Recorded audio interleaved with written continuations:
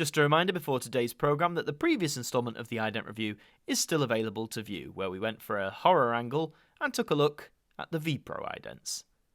And now, here on AMTV, time for the latest episode of the Ident review, and this time, we're heading back to the world of children's channels. It's Fox Kids.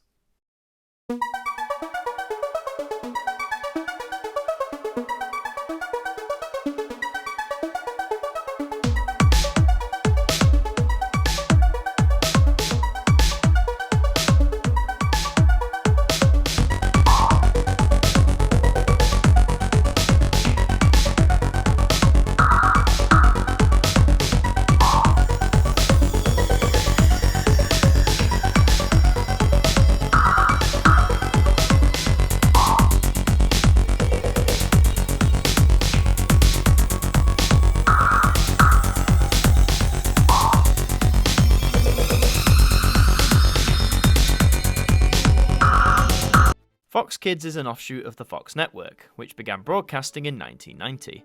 Airing in multiple parts of the world, including here in the UK, Fox Kids had the challenge all kids channels have.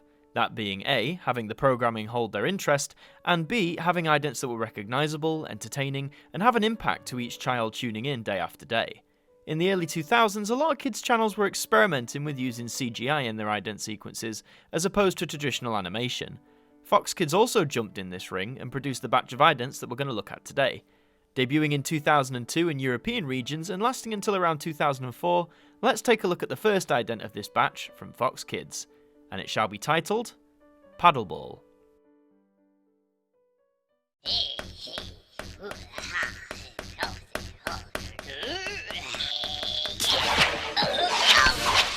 Okay, let's unpack this template. We can see the Fox Kids logo has taken on a life of its own, which was a common trait at the time, the most prominent example I can think of being the BBC Two logo, which at the time was developing a personality too. The little noises the logo makes I also think are charming enough, but they don't get to that place of being annoying. The CGI itself is quite polished for 2002, so you can tell Fox made some effort in making this look appealing and for the time, cutting edge. The actual sequence here, the logo playing Paddleball, is fun enough, and when the string snaps and the ball flies everywhere, it's bound to make some kids smile, but I do think they missed a trick for added comedy. How about the ball hits the logo and knocks it over, or how about it hits the camera and cracks the screen? Instead it just sort of shoots off into nothingness? I don't mind the one colour background here, as it helps the logo stand out, but I worry the one colour background will be used in all the sequences today and might not work as well depending on the scenario. Let's put that to the test in our next ident of the day, wall climbing.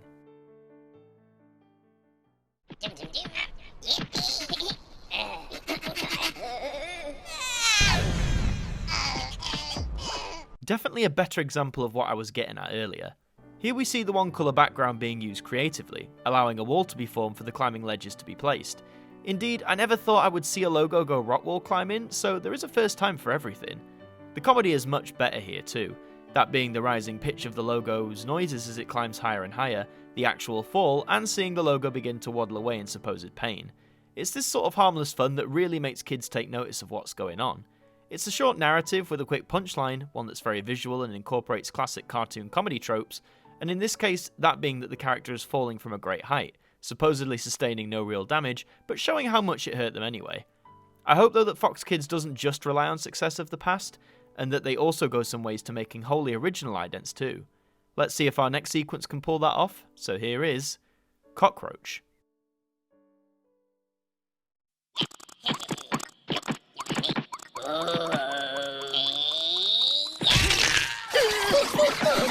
God, that's almost something out of a horror movie. It's common knowledge that a great majority of people do not like cockroaches. They get everywhere, they're incredibly tough to kill, never mind just get rid of, and if you see one, they're many more often aren't far away. So the comedy works from the off, as the notion of trying to squish a cockroach or any kind of bug is something fairly relatable, even to children, and is used effectively to try and make them laugh as well as grab their attention. The horror bit I joke about comes in the last second, as the Fox Kids logo manages to finally squish the bug, but it only turns to see an army of them marching towards him. This would have been my idea of a nightmare as a kid, but thankfully, it doesn't linger on screen for too long. Also, small point, I like how they change the colour of the background from time to time. It may seem like a very simple and obvious point, but it goes a long way to making each sequence feel that more varied, even if not much has really changed. Anyhow, let's move swiftly onwards to our next ident today, which shall be titled as Gum.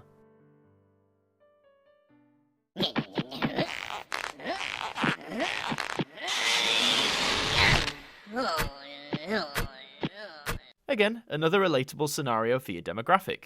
It applies to all ages really, but getting your foot or shoe caught on gum is one of the worst things ever. Honestly, trying to get all of that stuff out takes forever. And I like the exaggerated nature of the event here too, how the Fox Kids logo is pulling so hard to get free that it actually takes a bit of the floor with it. The best bit I actually think is the little grumbles we hear from the logo as it humps off screen with a piece of the floor still firmly attached to its foot. It's little things like that, I would argue, that are just as important to idents for kids channels as the main event itself. The only thing I could nitpick about this is that the CGI looks a tad bit dated, but considering the presentation is openly basic anyway, it doesn't really affect it that much in the grand scheme of things. We're going for a ride now with our next ident, so buckle up for Scooter.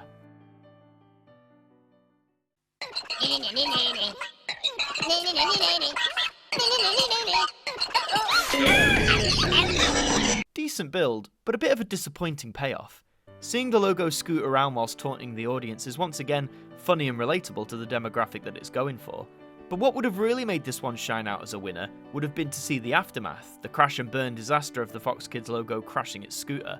All we see instead is a single wheel roll past the landscape. Now there could be a few reasons as to why we don't see the aftermath. The main one I'm banking on being that the CGI to show such a thing might have been beyond the budgets or limitations the design team had placed upon them.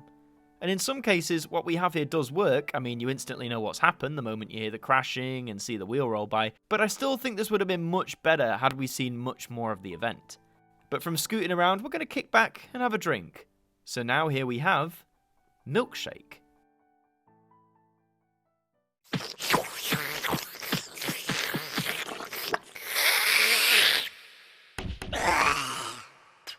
Ah yes, the classic. It wouldn't truly be a kids channel if we didn't have some sort of burping or farting sequence along the way, would it? Honestly, I don't know why TV producers bank so heavily on bodily eruptions being a hit with kids, both in their idents and on the programs themselves. Like, you know, granted they are funny, we all know that, but to rely on it so heavily, I think, is more of a patronisation to the audience rather than a compliment. Anyhow, the sequence itself is fine, but I think right from the get-go, you know what the punchline's going to be, which for me at least kind of takes some of the fun out of the whole progression of the ident. You know, instead of watching wondering what it's going to do next, you already know where it's going to end up, so why bother watching? Definitely one of the weaker variants in this set for me. But now hopefully things will improve as we take a look at Graffiti.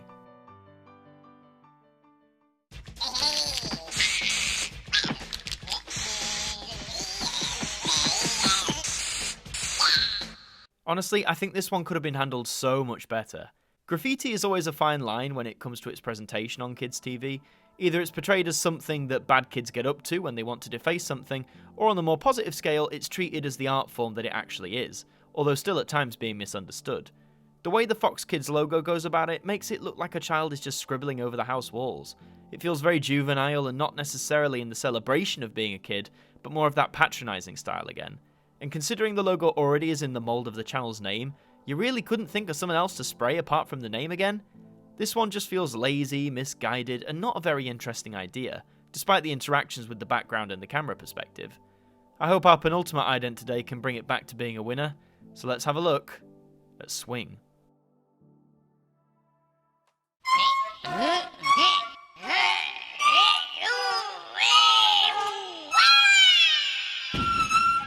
Some good ideas, but again, no real payoff. I do like the use of different angles for this one, and like before, the odd sounds from the Fox Kids logo itself are endlessly charming. But considering this has a very obvious build, you know, the swinging getting higher and faster, I would have loved to have seen the aftermath after the logo flew out of the swing and hit the ground. You could have played around with it so much, show it flying abnormally high in the sky, make the fall much more exaggerated like they did in the rock wall climbing ident. I just think there were so many missed opportunities here, and I know that if I was a kid watching this, I would be a little disappointed, and probably wouldn't pay much attention to the following idents to come. But saying that, we do have one more sequence to review from this batch today, so let's hold our breath and take a look at Water Fight.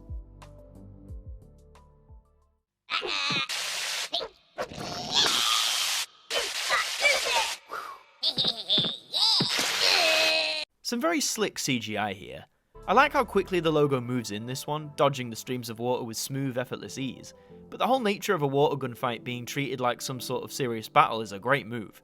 Kids love to do that sort of thing, taking a very trivial and harmless activity and using their imagination to give it abnormal circumstances. That's the designers here building on that to great effect. I wish when the Fox Kids logo got hit that it offered more of a reaction, rather than just become still and belch up a sound. I think again it comes down to using the exaggerated nature of animation to really deliver something that will hook the attention of children, but also to ensure that they will keep watching whatever follows, or indeed, these idents again. Not the greatest ident to finish on, but definitely a pass, if for anything, that's sweet smooth CGI.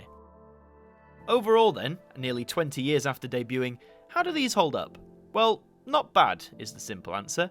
Their use of CGI for the time was really creative and experimental, so that even though the presentation was simple, you could still create some unique and intriguing sequences for the audiences to enjoy. However, in many cases, the missed opportunities are too glaring to not mention. So many good ideas or strong starts let down by weak payoffs. I can appreciate that some of this may have been down to CGI limitations, but sometimes I think a cap on the imagination that we adults sometimes encounter can also come into play. For what they are, looking back on these now is a nostalgia trip enough, especially if you grew up with them. But in the grand pantheon of children's channel idents, these are far from taking the top places. I hope you've enjoyed this episode of the Ident Review, and don't forget to like and subscribe to the channel for more ident content. And I shall see you all next time. A massive thank you to our producer and director patrons for your support towards us here at AMTV. You just help keep us going, and that's massively appreciated. And that does bring us to the end of another evening here on AMTV. We hope you enjoyed the programme, and we hope to see you next time. Good night.